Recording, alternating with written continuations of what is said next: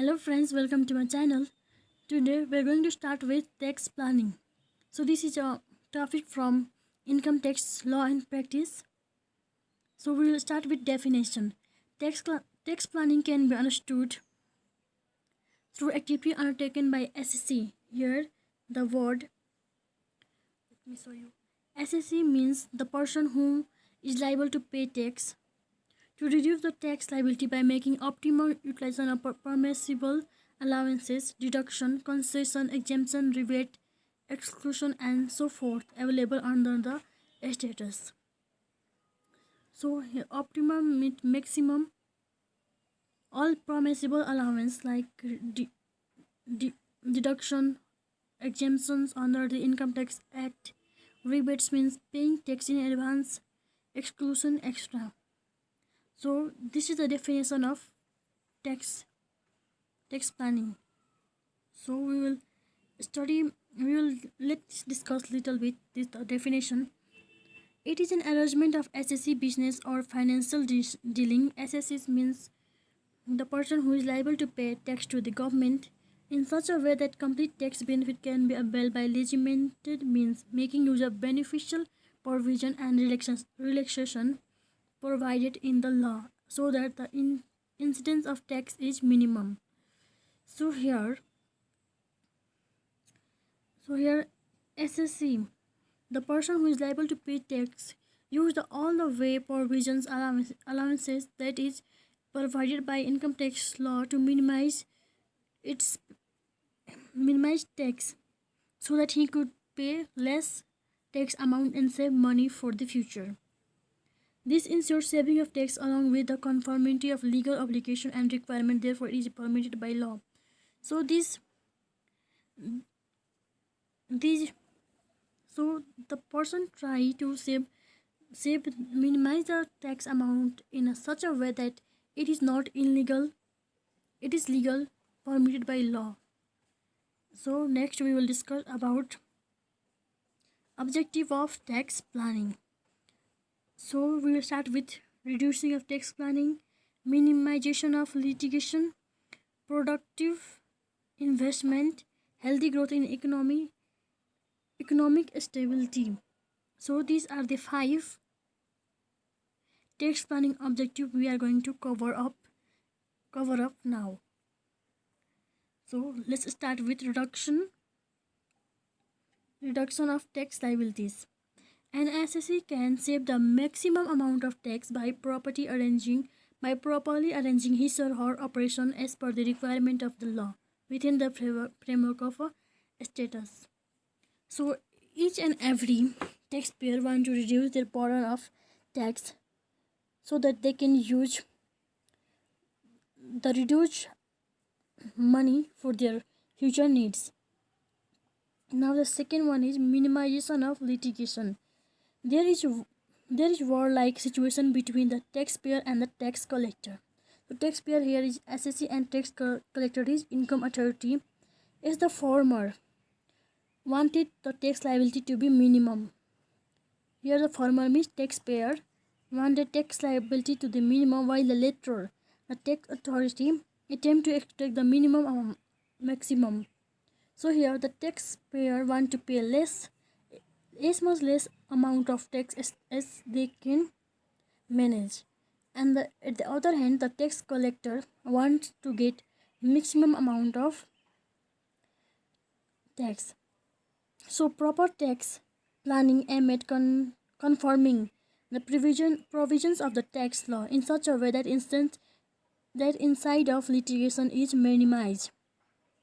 So this is litigation is minimized. This is important. So now we will move on to third topic, productive investment. One of the major objectives of tax planning is to channelize a taxable income to different investment plan. It aims at the optimal utilization of resources for productive cause and relieving the SSE from tax liability. In this, the SSE, the taxpayer used to invest in several government securities like PPF and other securities LIC to save the tax amount. Now we will talk about the healthy growth of the economy. So the growth of economy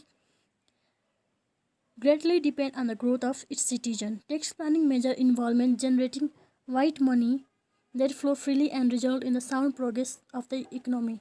So our government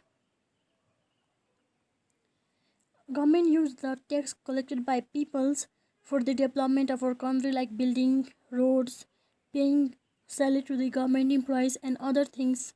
Many government health facility, education facility, so that each and every citizen should have pay honest tax to the government. Now our fifth point is economic stability. Proper tax planning bring economic stability by various techniques such as mobilizing resources for national projects and availing way for investment which are productive in nature. So stability means there should be no not fluctuation in the government revenue. Tax helps to increase the government revenue. Of course, tax is the main source of government revenue. It also increases investment and productive in the nation. Yes, and now tax planning follows a honest approach to the maximum benefit of the law. So here the SSC who are engaged in tax planning have to approach a honest way to achieve the maximum benefit of tax law by applying a substitute or a moral law. So here there is no the SSC cannot adopt any illegal or fraud way to reduce its tax payment, nor he can do more, nor he can manipulate the accounts of his income. That if he do so, that will be illegal. So now we will study about the types of tax planning. Types of tax planning. So we will type of tax planning. So we will cover long range and short range tax planning, permissive tax planning, and progressive tax planning. So let's start with the range, short range and long range tax planning. So let me tell you what is short range tax planning. The tax planning which is made every year to arrive at a specific limited objective is called short range tax planning. Conversely, so here in short term tax planning, generally the SEC at the end of the year, around the end of the year, invest invest in some shares, LICs, PPF, government schemes, that government allowance that can help in the tax planning. And whereas in long range tax planning,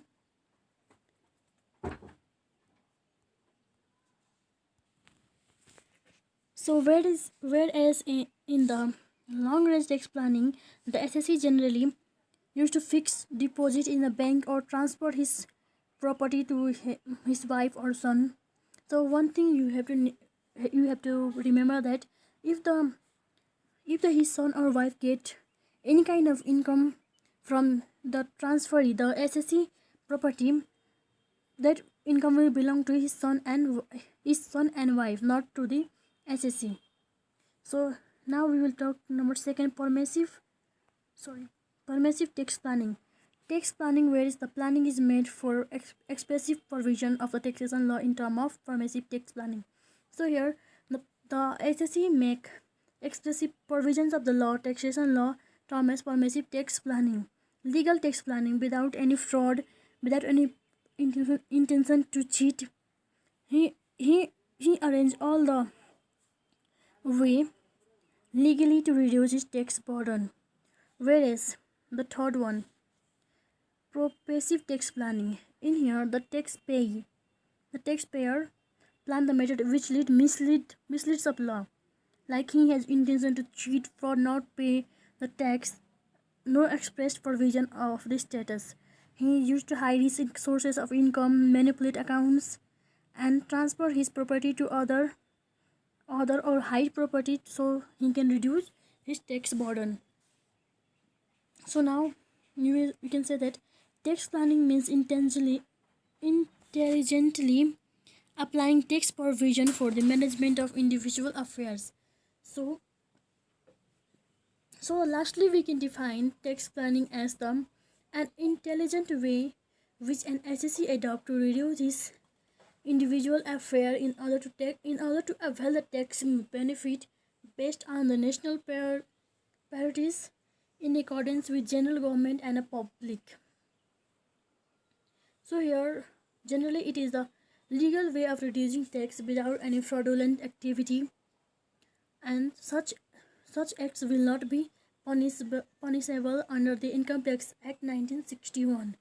So if there will be misleading, avoidance, and other things, evasion of tax, that could be result in the punishment as per the law.